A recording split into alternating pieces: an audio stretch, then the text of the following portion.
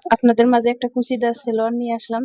ফুলফুটিটা দেখবেন, অবশ্যই বুঝতে পারবেন কিভাবে কুচি দিয়ে সেলোয়ার কাটিং করে। তো দেখেন এভাবে আমি 4 পার্ট করে নিতাছি। বোর্ডে কাপড়টা দোকান থেকে কিনে আনার পর যেমনি ভাঁজ থাকে এভাবে ভিতর দিয়ে 4টা পার্ট করে নিবেন। এভাবে নেওয়ার পর উপরে সমান করে দাগ টেনে নিব। নেওয়ার পর এটা হচ্ছে পকেট হবে। উপরের বেলটার কাপড় নিব আমি 9 ইঞ্চি, 2 ইঞ্চি ভাঙ্গা থাকবে 7 ইঞ্চি। তো পকেট নিতে গেলে অবশ্যই 7 ইঞ্চি নিতে হবে, নাতে পকেট বসবে না। কলি নিলাম 14.5 ইঞ্চি, কলি দেওয়ার জন্য হাই নিলাম 14.5, কলি দেওয়ার জন্য নিলাম 2 ইঞ্চি।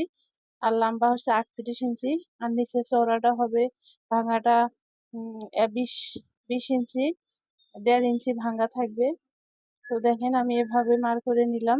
তারপর স্কেল শেপ দিয়ে এভাবে মুড়ার কাপড়টা একটু কেটে ফেলবেন, কারণ ওই জায়গায় কেমন ফুটা ফুটা থাকে।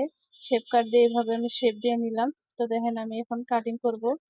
অবশ্যটা ফুল ভিডিওটা দেখবেন, অবশ্যই দেখলে বুঝতে পারবেন, খুবই সহজ।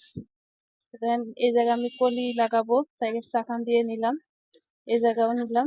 তো বেলের কাপড়টা আমার ফাড়া যে জায়গায় যার যতটুকু হবে ওটার সাথে 6 ইঞ্চি যোগ দিবেন। 6 ইঞ্চি যোগ দিয়ে মোট কত আসে এটা 4 দিয়ে ভাগ দিবেন।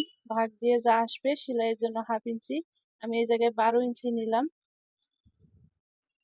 কলিটা কাটবো, দেখেন কি নিয়মে, এটা ছোট কলি। কলিটা এইভাবে এই জায়গায় বসাবো।